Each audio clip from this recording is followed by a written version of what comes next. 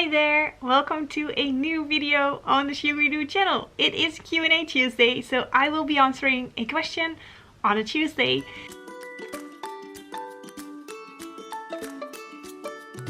If you have a question about quilting, about Shugidoo, about something you want to ask me, feel free to pop your question down below in the comment section below this video and I might answer your question in a next video. This week's video is from Margie DeWitt and she asks, do you suggest starting in the center and work out to the edges?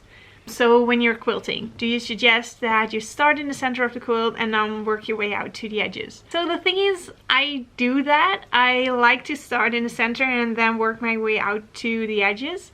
But I haven't really tried a different method. So I know that when you're quilting on a long arm machine, that you first secure the outer edges, so where the binding is going to be, from your quilt.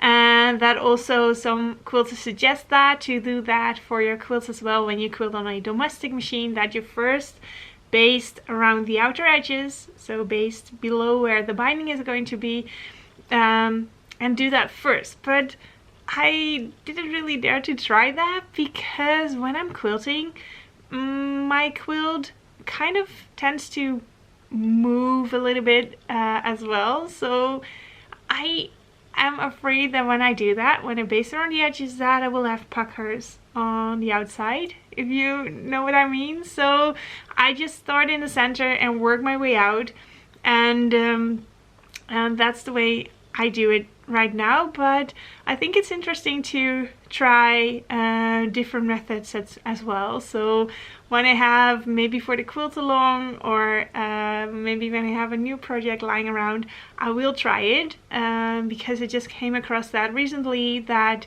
that is recommended to start at the outer edges. And then what you do after that, so then you would start at the outer edges and then you quilt the main structure of the quilt and then you go in for more details. So this is not really the case when you do a all over straight line pattern. So for example, when you would do a all over quilting design with straight lines and you would just make a grid on your quilt, then I think I would tackle it by starting in the center, quilting a line, and then let's say you want to do 1-inch lines, then I would just make one line, and then 10 inches from that I would make a line and make that whole grid over my quilt and also in the other direction, and then go back in and fill up the spaces in between, so the 10-inch, and then fill it up with more quilting lines. So then I think I don't want to start only in the center and then work my way out. But right now I'm working on quilting the quilt for my Shugidoo Happy Notes book, and there I'm going to do a overall quilting pattern using circle rulers, so kind of bubbly quilting pattern. And there I am starting in the center with circles and making circles around it, and then building up from that towards the outer edges. And I'm just going to see how it ends up, if it's going to be square at the edges or not.